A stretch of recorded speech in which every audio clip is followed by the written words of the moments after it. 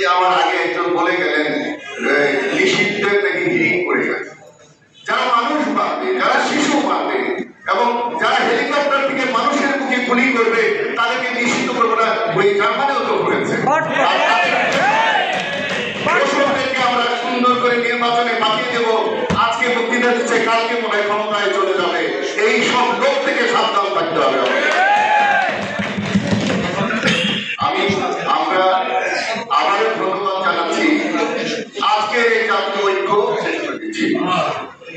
জামাতে ইসলাম বাংলাদেশের পক্ষ থেকে প্রধান অতিথি করার জন্য এবং ওনাদের আরো কিছু নেতা, ইসলামী পন্থীর নেতা, তারা এখানে এসেছে। ইসলামী আন্দোলন সহ, আমি সবার নাম নিচ্ছি না, প্রপার্টিজ করতে পারছি না, কারণ বক্তৃতা দিচ্ছি না, কয়েকটা কথা বলছি, কয়েকটা ইনফরমেশন দিচ্ছি।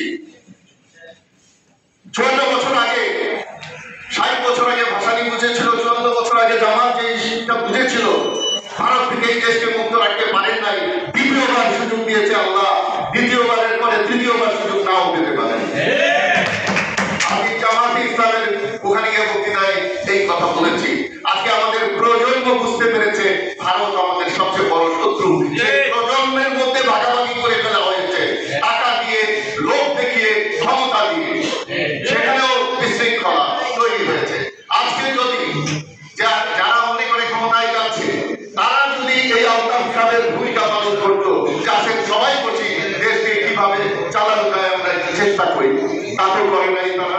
আমার মুখে বলে জাতীয় সরকার চাই, কিন্তু পিয়ার চায় না। সুতরাং এই আর অন্য কোন স্বৈরাচার দল এই বাংলাদেশে টিকবে না। কারণ সংস্কার হয়েছে শুধু মানুষের মধ্যে, সংস্কার হয়েছে এই যে এইসব মানুষের মধ্যে যে আমরা আর স্বৈরাচার চাই না।